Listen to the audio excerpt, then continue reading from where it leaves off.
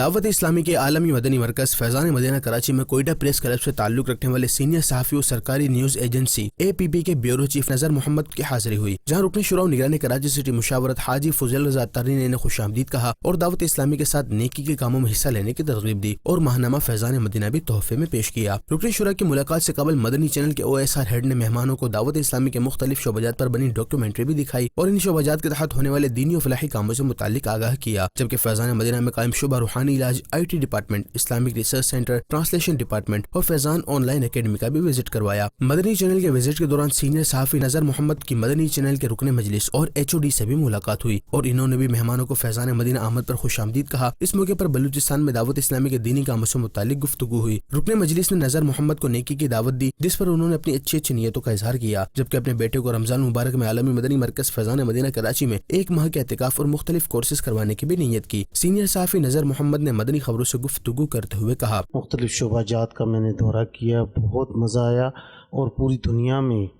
جس طریقے سے اپنا مدنی چینل کام کر رہا ہے یا فیضان یہاں سے جا رہا ہے، ایک اعزاز کی بات ہے۔ اس ٹرانسلیشن ہو رہی ہے، عربک ہو رہی ہے، سندھی ہو رہی ہے، اردو ہو رہی ہے، بنگالی ہو رہی ہے، تمام مطلب جتنی بھی زبانیں ہیں ان میں ٹرانسلیٹ قرآن پاک بھی ہو رہا ہے اور حدیث مبارکہ ہے جو بھی ہے ان میں بھی مطلب جو ہے وہ کام جاری ہے۔ میں اپنے بچے کو یہاں پہ 9 فروری کے بعد یا مارچ کے بعد میں یہاں پہ ان کو یہاں پہ داخلہ دلواؤں گا تاکہ وہ مختلف جو ہے ان کے جو کورسز ہیں وہ یہاں پہ کریں۔ کوئٹہ سے آئے ہوئے صحافی نذر محمد کو فیضان مدینہ کراچی میں بلوچستان سطح پر ہونے والے قرآن و حدیث کورس سے متعلق بھی بتایا گیا۔